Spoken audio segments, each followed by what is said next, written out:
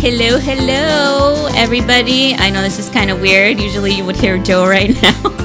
But this is going to be a little bit different because we have a guest. Yay!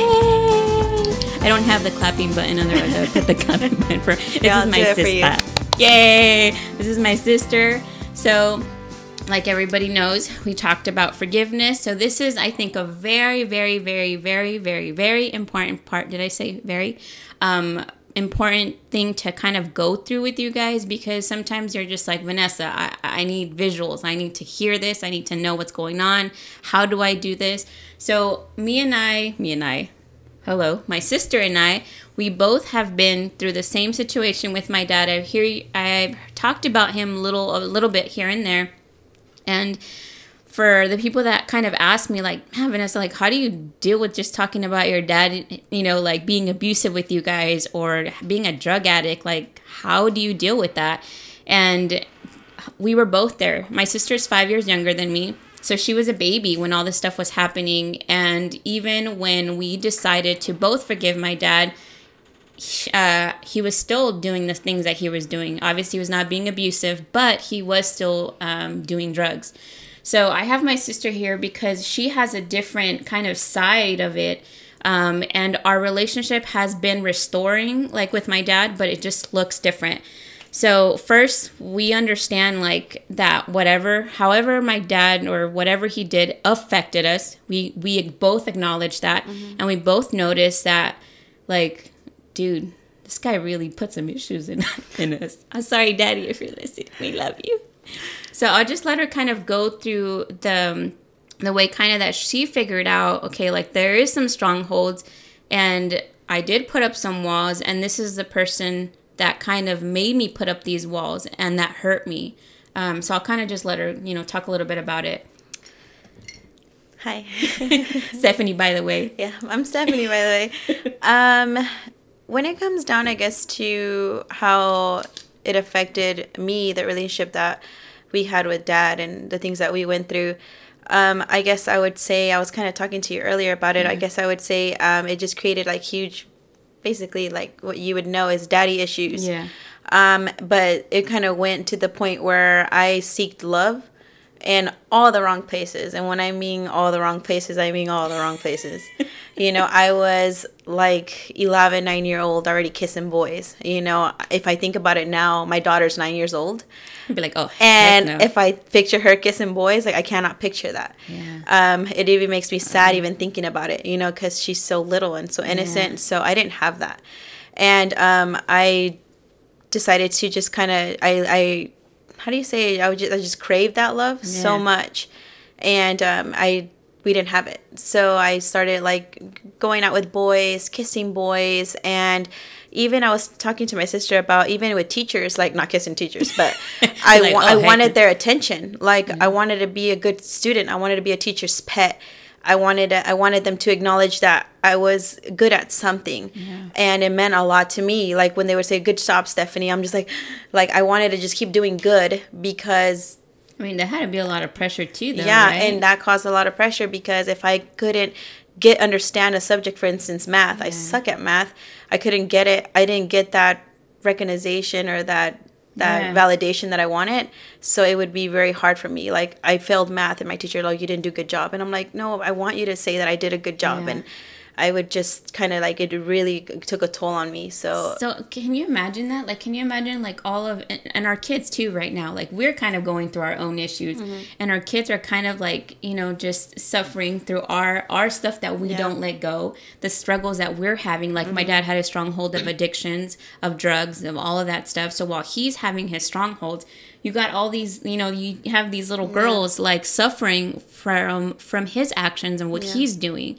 And like how she was saying, like the validation or the needing to be approval. Like, can you imagine like her being the age that she's at and needing all this approval and not getting it? Like, you think that it doesn't bother you, but till this day, like now that you're an adult, like, it's still, you still have to fight against that every day, right? Mm-hmm. It doesn't change. Like you learn to manage it. Different. You learn to manage it, but it's just still kind of like it's there. And I even have to remind myself that I don't need that validation, that God is my, I guess, validation. He's all I need. The approval that I need is in God, and I have to remind myself constantly. Like, my relationship with my dad is still in the process. Like she said, I'm 5 years younger. So where she is at now, I'm heading there. Yeah. And even now, I have to remind myself, like, if I don't get that validation from my dad now, I have to remind myself, like, it's okay. Like, I don't need it. It's fine. And I don't need to go look for it anywhere else. And it's okay. Yeah. And it does still affect, believe it or not, like, I'm still like a teacher's pet, unfortunately. Like, even my husband has to remind me, like, chill. Like, if you got a bad grade, like, it's fine. It's just a grade. But to me, it's not just a grade. To me, and even thinking about it right now, it's just like, oh, that's what it is. But to me, like, if I get anything below a C or anything below a B, it destroys me. I get devastated because I'm like, but what if it's not good enough? Yeah. But I'm really thinking, like, what if it's not good enough for my dad? Or what if it's not good enough for my mom? Or what if they're not gonna make a big deal because I'm not doing good in school? And my sister's gonna be 30, guys. Like, yeah, and I'm gonna be 30. So thanks for pointing that out, by the way. Hey, I swear 30s are like a great year. Okay, so what we're talking about is first finding out. Okay, so we both find out, like, we got issues and where it came from, strongholds. You figure it out. Okay, and then talking about it is part of the healing process. And you can say, like, man, Vanessa, like, talking, like, no, like, it just brings up so much issues. You know, I made that comment last time. I was telling them a story about where I was at Thanksgiving dinner. And, you know, like, I made those little mats at school and stuff. And, like, there's many stories where my sister and I have that we talk about and we say, and we're just like, man, you know, like, how, you know, like... That, you know, like, for instance, I was in 8th grade or 7th grade, and Dad had he had one of those long cars. What were they called? Like a Lincoln, the huge cars. So one of the freeways were just made, and he was so out of it that he's just like, here's the keys, drive home. And I'm like, what? Like, drive home? Like, we lived 20 minutes away, guys. Yeah. And I'm like, Dad, like, you've only let me, because you let me drive. I'm like, I've never driven in the freeway. So he's like, it's okay. Just, you know, go ahead. And so I did. I drove us home. But can you imagine, like, a little girl driving? But these are the stories that we talk about. And I don't know, that it helps us to kind of, like, heal. Like, what is one of the stories that for you is just kind of like, now that you talk about it, you're just like, man, like, just, that was pretty. I think I was actually mentioning to her something like that. We were talking about how her relationship with my dad is really different than mine. Oh, yeah. Because my dad and I guess we're still going through it. And I was telling her, like, my dad's a little awkward sometimes with me and even with us sometimes. But I think she was like, well, maybe he just feels really bad. And like she said, she talks about it all the time. And talking is, I guess, a part of healing. But I'm still getting there. Like, I talk a lot with my husband about it. And I talk a lot sometimes even my friends, even my sister. Yeah. But to my dad, if I think about it, like, I haven't had a chance to really talk about it. We do mention it here and there, but it's a sore spot for him. It really is. So I guess one of the stories that I haven't talked to him about, he's probably like, what? Like, Dad, don't listen to this podcast. I remember unfortunately, my dad was always really high as a kite, always. And I remember my mom told him, like, you have to go pick up Stephanie because I was always in the streets, always.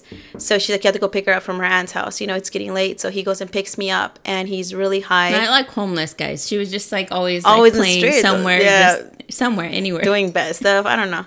And he goes and he picks me up. And because he picks me up and he did, like, a bunny stop, the cop pulled him over. And he was so angry. He's like, if it wasn't for me having to come pick you up, then, you know, we wouldn't get stopped right now. And I'm thinking, like, it's not my fault that you're super high, you know? And so the cop pulls him over. He gets a ticket, takes the car away. I think my mom or Steph, I don't remember who had to pick us up. But when we got home, he was so mad that he, like, super, like, beat me with the belt because he was so angry that he had to go and pick me up. And I remember, like, I was getting super, like, he was just, like, going to town with his belt. And all I can think about was, like, what did I do? You know, like, and at that point you start thinking, like, it's my fault. Like, I should have never, I don't know, maybe not even existed. You know what I mean? Maybe my dad would have been happier, or maybe I wouldn't have made him so upset. And it was all just because he had to pick me up, that he lost his car. And my parents back then were huge workaholics, and they money and possessions mean a lot to them, you know. So even when we would break something at home, it would be a really big deal because it would be hell, because it meant their things were their things. I'll tell you guys. So the fact that the car got taken away, like he was super upset, and I remember that. So that's just one of the stories. Yeah. Well, I haven't heard that story. This is the first time I've ever heard that story. Mm-hmm. But like the part of just, you know, getting hit, like that was like the norm, you know, and back then, like if you think about it, when somebody is, you know, like you know, on drugs, you don't really necessarily can manage your anger or your frustration or whatever it is, because you're not all completely there. Yeah. So a lot of this stuff, you know, like when we talk about it, and she was saying, like, you know, something that I haven't really done is talk to Dad, and I have, like, I'm like, oh, you did this, I'm gonna let you know. You know, we have had those conversations, and not too long ago we actually had like a thorough conversation. And he was crying, and he said, you know what, Vanessa, like, I didn't know that. I didn't even know that happened. Like, I don't ever remember that. I don't remember any of these things. And he apologized. Like, for the first time, he apologized for those exact things. And sometimes we look at the people that we're so mad at, but we've never even really given them a chance to actually ask forgiveness for the things that they did. Mm-hmm. And he was crying, and he hugged me, and and he said, I'm sorry. Like, I'm so sorry. Because now, like, if you see him now, if you guys see, like, you know, they just adopted 3 kids. They adopted 2 brothers. It was a sibling set. 2 brothers and a girl. And they're trying to be better parents, something that they never did with us. They're like being completely new parents. And we are so grateful for that, because we see them kind of doing what would you call it? Like redeeming themselves through these kids, you know? Yeah. And it's a bittersweet thing. Like it is sometimes, you know, because it's something we never had, but it's really sweet that these kids get to have that, you know? And now our relationship with our dad, even with ourselves, me and my sister, you know, God has been able to do all of this. But the first thing that we had to do is be able to forgive, you know, to be able to do that, and to understand that the process looks different for everybody. The process is different for me, and the process is different for her. Yeah. But she needed to be able to do that, because if she didn't, she has kids of her own. Yeah. Like, what would happen if you didn't forgive Dad? Or like, how do you think that would still affect you? Like, if maybe you just were like, okay, I don't even want to deal with him. I don't want to see him. Like, I don't want him part of my life. I think that it's, I think that if I didn't get to that point where, like I said, like, I see how my sister talks with my dad, and I respect that. And we talk sometimes, you know, with my dad and stuff like that. You know, like I said, my relationship is not quite there with my dad like my sister's is, but because I see him and how he's changing, like, it makes me happy, you know. And I think that if I would not kind of like forgive him or not understand him, then I think my children would be affected by it, because I would not want to have anything to do with him. I would not want to have anything to do with the family or anything like that. And my kids will miss out on that, because he's like a great grandpa. Yeah, he's like legit. He's, awesome. He's the best. Like he's the best. I can't explain it. Like, he's the best grandparent, like, you can, hands down. Yeah. And I would hate for my kids to miss out on that. And I'm not going to take that out on them because of something that was in the past, or something like my sister said that he went through, and he didn't have no recollection of what he was doing. Like, and I understood that. Like, I get that. And like I said, we do talk, like, sometimes, like, my dad and I are a lot alike. So it's really, they're like twins, dude. Yeah, like, seriously, we're a lot alike. So I think with that is enough for me to get it. Like, I get him. Like, I get it. And once in a while, like, the way he looks at me, or the certain things that he does, like, I know that he is sorry. Like, I know that. And he doesn't have to tell me. Like, I know. And I think that's, you know, that's where we're at.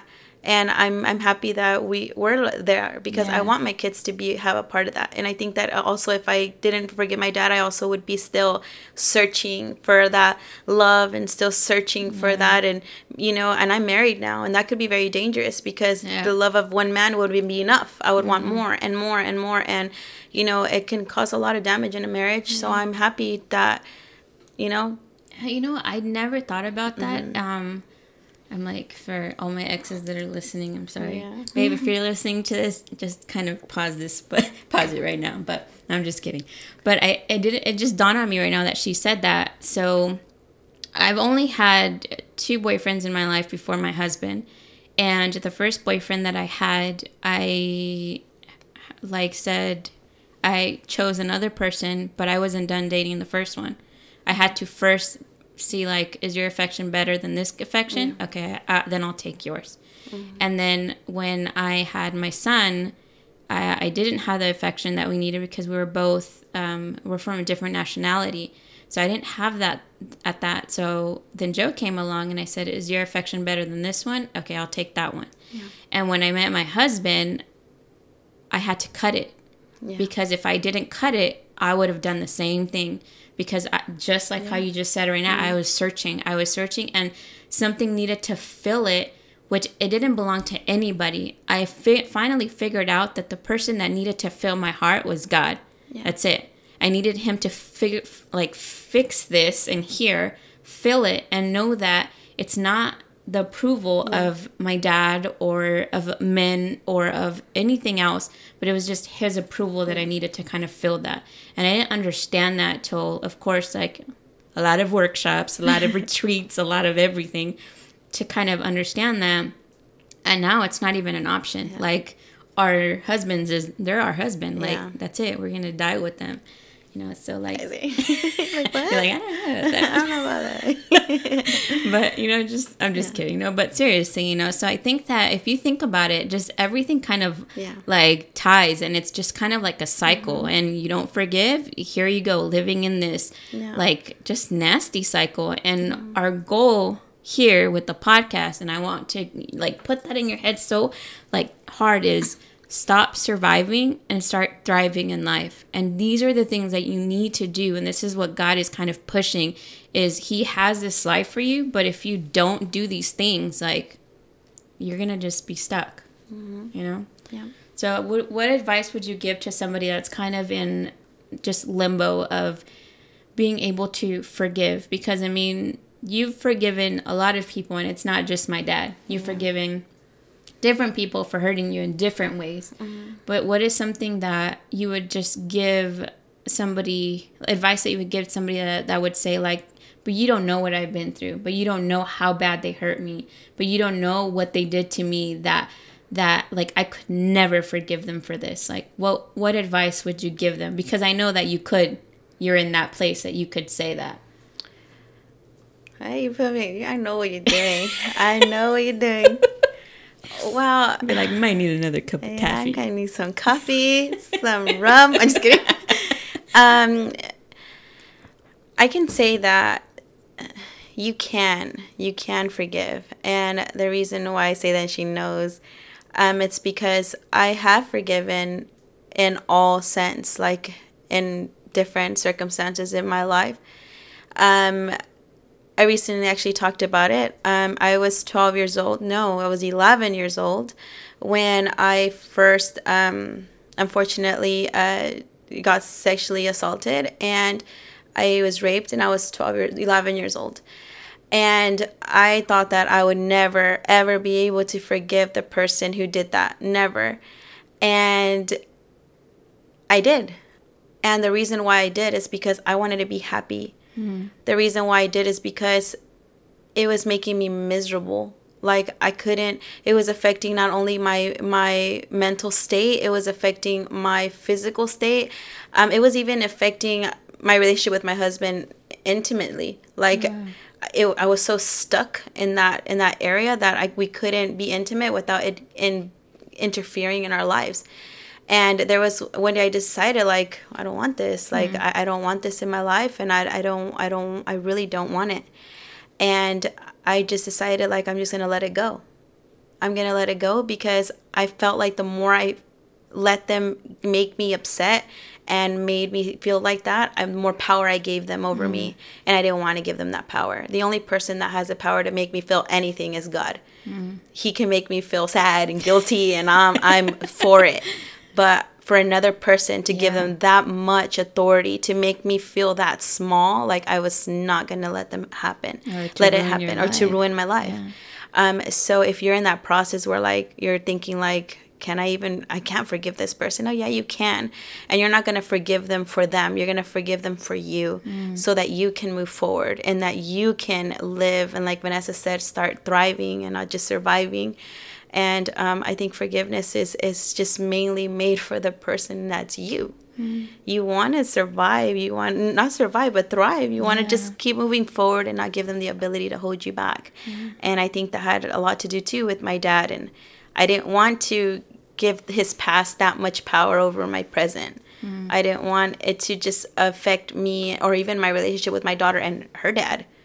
You know, because I could easily be like, you know, don't trust him, you know, because I didn't trust my dad, so don't trust your dad, and things like that. I didn't want that for them, and just would let it go. That's all I can say is it's hard, and it's not going to be easy. Like, it is not easy. But one day you're going to look in the mirror, and you're going to realize, like, whoa, like, I'm okay. Like, okay, I'm okay, so. It reminds you of the little, you're doing it, Peter. You're doing it, from Peter Pan when he's flying. You know, and I know that it's kind of like that's a tough subject, because it's like, man, did she just really talk about it? Yeah, she just really did, because that's the healing part. That's the healing part, that to know that doesn't define her. It doesn't make her worth any less. It doesn't define her as a mother. It doesn't define her as a sister. It doesn't define her. No. Like, she's an amazing mom. She is a great wife. Her and her husband love each other. She freaking has her own YouTube channel. Like, this girl, we're really different. She's like a go-getter. Like, she says anything, she's like, I want to create a company. I'll do it. I want to create a daycare. Oh yeah, I had everything set in a week. I had it a year. Oh, I don't want to do this now. I want to do this. She goes and she does it. Like, I'm still thinking. I'm all still debating, journaling it, thinking about it. Like, yeah, but that gets me into trouble sometimes. I'm not gonna lie. I was telling my mom that I'm too. I said the word. I can't remember right now. I'm too. You know, but that's I move good. too fast sometimes. No, but that's really good, you know. But imagine if every single person that hurt her, or my dad, or, you know, the person that took that innocence away from her. Imagine if she allowed that to just sit there and take everything away from her. Like, then she wouldn't be able to experience all these new adventures, you know, all these new things that she puts in front of her that her kids get to be a part of. You know, her kids wouldn't be able to look at her and say, like, man, my mom's pretty cool. Like, she does all these things. She wants to start a band, she starts a band. She wants to sing, she can sing. Like, she does everything, and her kids see that. But imagine how would her kids be now if she would have let everybody take control of that. She would just be a shell of herself and just survive. Just barely survive, barely making it, not feeling the love of her husband, not feeling the love of my parents, not feeling the love of her kids. Like, just, you know, like a closed thing, almost nothing, just a shell. So, first, acknowledge how it got there. 2, forgive the person. 3, talk about it. Okay? Talk about it. Whoever you have to. Give the chance for that person to bring healing. And if you say, like Vanessa, there is no way that I could maybe talk to this person, write a letter. Write a letter, send it off. I don't know, just write a letter and just burn it. But just talk about it. Get it out. Get it out of your heart. Get it out of your mind. And respect the process of healing. Let it take a little bit. Let it take a long time. Let it be forever. It's fine. Whatever time you need, just respect that. But keep living. I said pero. Sorry for the ones in Spanish. That means but. You know, just keep moving along through the process of healing, because you're worth it. Like, you really are. Your life is worth it. Your family is worth it. Your kids are worth it. Yeah, and like she said, talking about it is a big one. So just continue to do that. Talk about it with whoever's willing to listen to you, whether it's Vanessa, whether it's your pastors, whether it's your best friend, whether it's your husband. Talking about it is a really, really huge step in the process of forgiveness. So, So like I said, you know, we're going to wrap it up, and we're going to pray real quick, because that's something we always do. So, Lord, we just come before you, and we put the person on the other side of the podcast. And I just ask that in this moment, you just reach into their heart, my Lord, and allow them and help them and give them the guidance to just be able to forgive. Help them to just be able to move past the thing that's been hurting them and keeping them back. Help them to forgive the person that caused them pain. Help them to forgive the person that just took whatever it was away from them. Help them to just move past to the life that you have for them. I ask that you give them peace. I ask that you give them strength. I ask that you just to give them the endurance to keep moving forward and stop looking back. To stop looking back at that person and just to know, my Lord, that you and your love and your mercy is going to be with them in this process of restoration. In the name of Jesus, amen. Amen. So, guys, you can reach us at Gracefully Love. Remember, LUV. You can Gmail us. You can DM me on Instagram, on Facebook, wherever you want. And what we're going to start doing is at the end of the month, we're going to just read, your guys' response, your comments. If there's something, even if you want us to just read your forgiveness letter as anonymous, send it over to us. Just ask me for the P.O. Box number. You can DM me, email me, and we can read it out loud for you. And if you never, ever have to see that person, but you want to send it out and say, I forgive you, we're willing to do that for you. And however this podcast has helped you, please send us your message. We're going to read it at the end, because the more encouragement we can give to each other, the more we can move forward, move forward with this. And you guys are not alone. We're all in this together. We're all in this together. Sorry. That's right. We like that song. Anyways, but we love you guys. All right. And so we'll see you guys soon. God bless you guys. Bye.